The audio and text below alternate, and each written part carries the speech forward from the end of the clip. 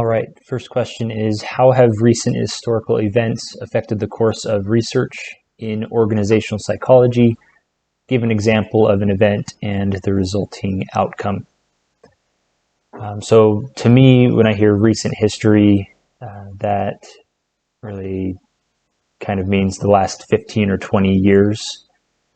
And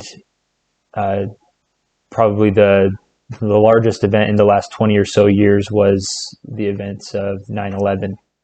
And Jex and Britt in their textbook talk about 9/11 and the effect that that event had on organizations' view on their safety protocols and safety measures that they had in place.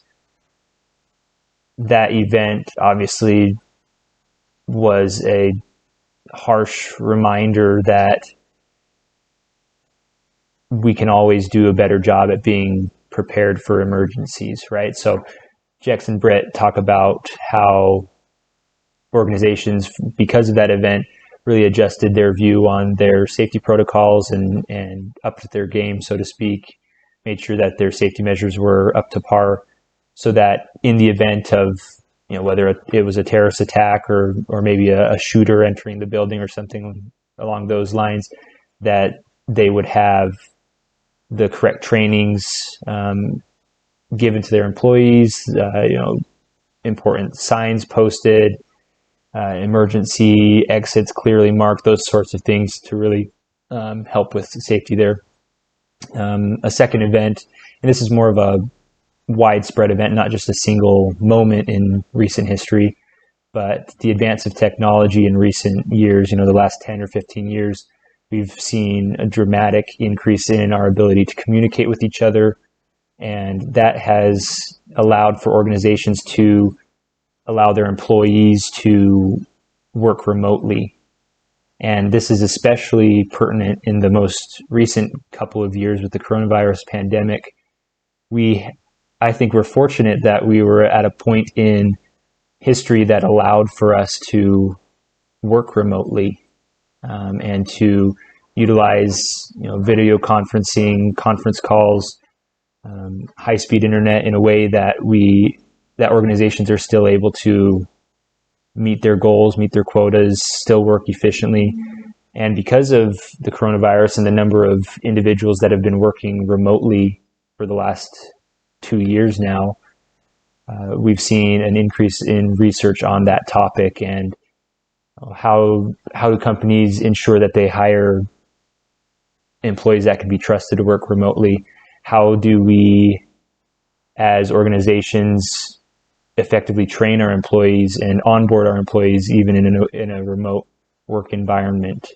And so that obviously is very, very recent, just the last couple of years, and we're still living in those times when that research is being conducted and being those questions are being asked, and we're seeing a lot of good results come out of those research and good policies and practices that organizations are adopting in order to help us live in such a time that it's okay just to have basically your entire workforce be remote.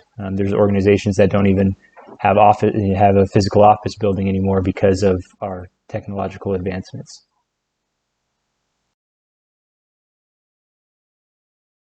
All right, second question. Describe the socialization process for graduate students in your program.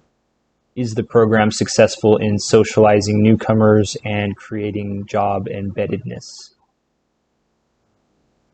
Now, the way this question is worded, I think there's kind of two things to examine here, right? There's the socialization to the graduate program itself, and coming in as a student newly enrolled in the applied psychology, industrial organizational psychology program, but then also kind of the second part of that question, is this program effective in creating job embeddedness? And I think that this socialization process, what this program is doing is helping socialize us to this industry.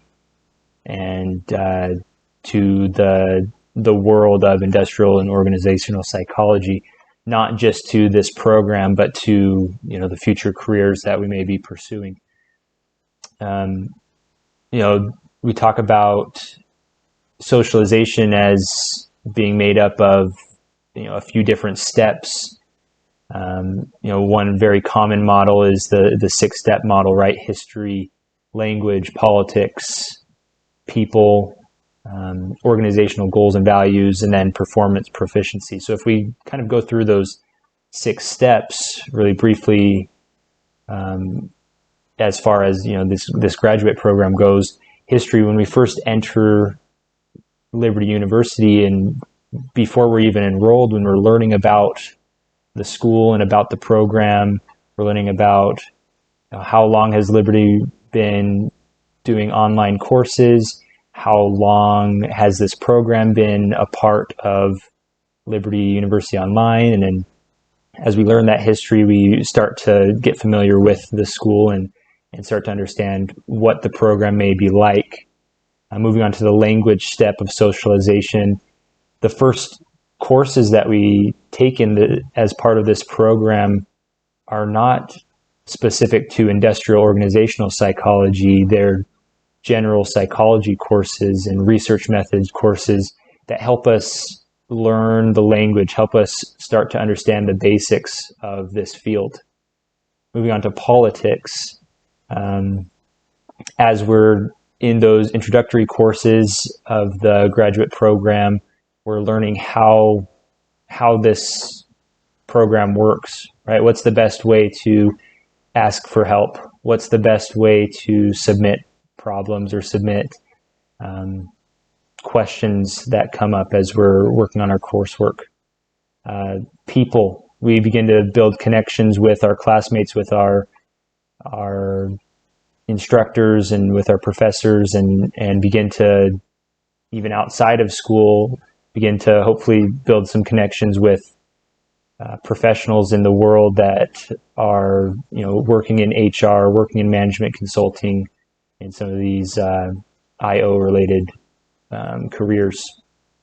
And then organizational goals and values. We obviously we're now at a point where we're beginning to understand more fully how organizations function and what their goals, what their values are, and it's thus the courses later on in the program are now helping us to prepare to help organizations, whether that's in a consulting role or a human resources role or something to that effect.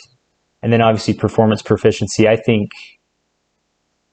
school and the process of learning and taking courses and developing these skills, presenting and writing and researching, developing these skills are going to be invaluable to us as we enter the workforces and as we enter our future careers. The third question today: how can an organization reduce or prevent work-family conflict? To me, this question is answered really in 2 parts.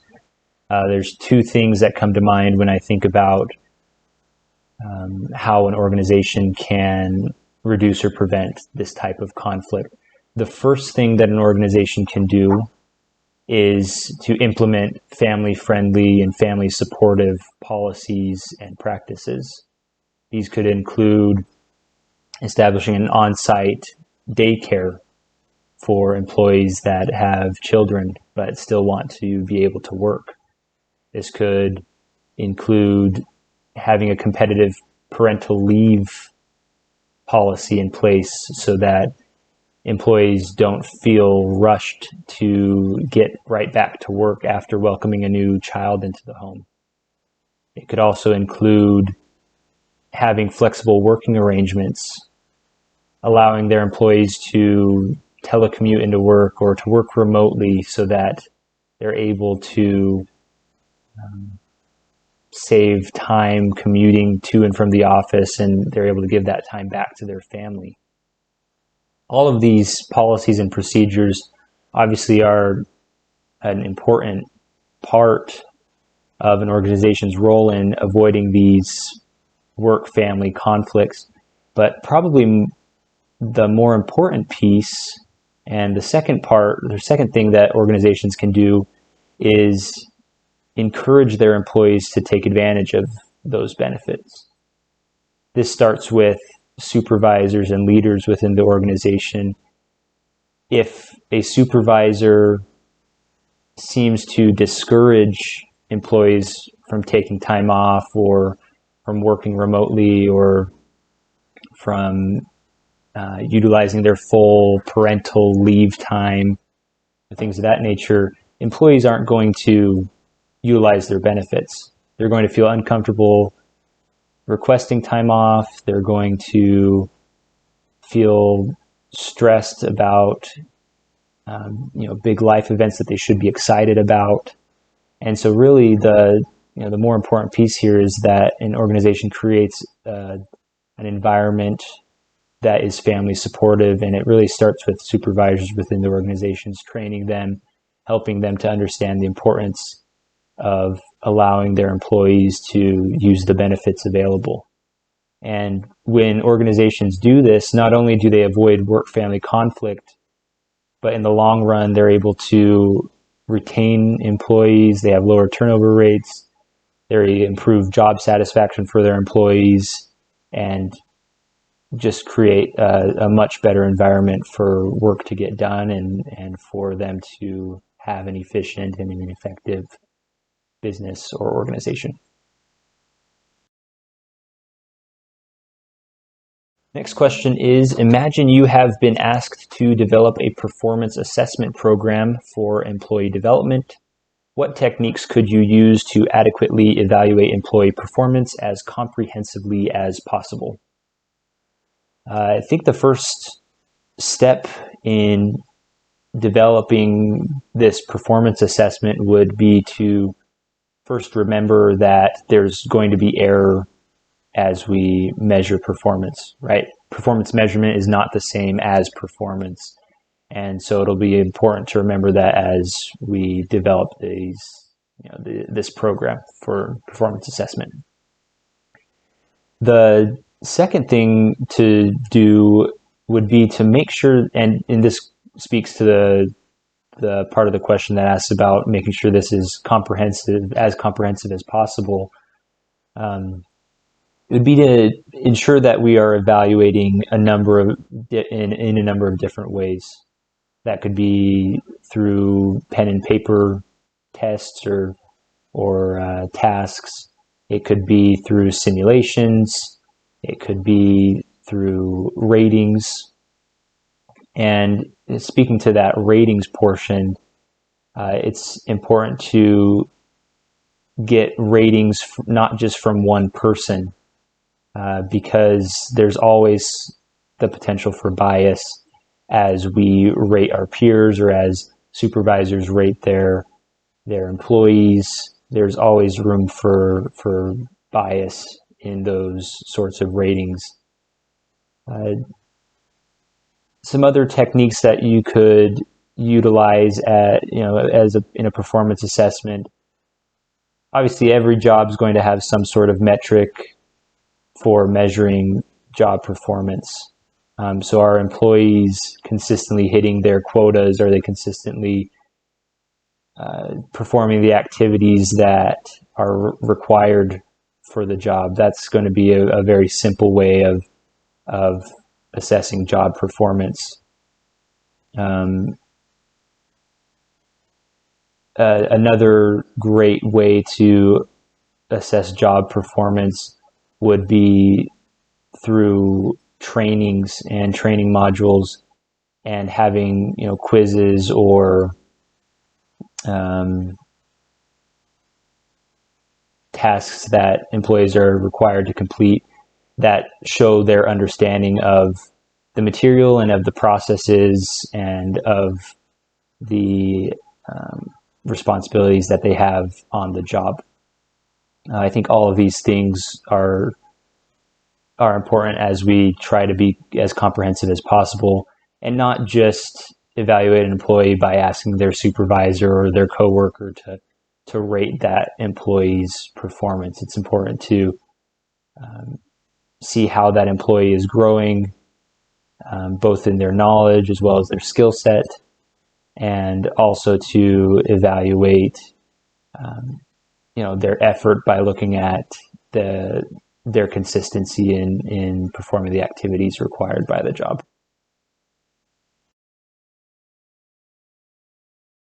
All right, the final question here is, what are some possible common organizational constraints? How could they lead to counterproductive behaviors? Jex and Britt in their textbook identify really 3 common sources of counterproductive behavior in the workplace. Those 3 are norms, stress, and injustice. Norms refers to how normal certain actions or behaviors are within the culture of the organization. And obviously, no organization is perfect because the people within the organization are imperfect. But if the correct policies and procedures aren't in place in order to ensure that the workforce is working efficiently and staying on task, and if there's not accountability and measures in place to ensure that counterproductive behaviors are being avoided, then employees in the organization are going to feel okay with not working as hard or spending time on their phones or pushing off tasks and procrastinating getting certain things done. So that's the norms piece of that. The second aspect is stress. As individuals feel stress, that has the potential to invoke anger, anxiety. It causes people to be dissatisfied with the work that they're doing. And so if an organization has things in place that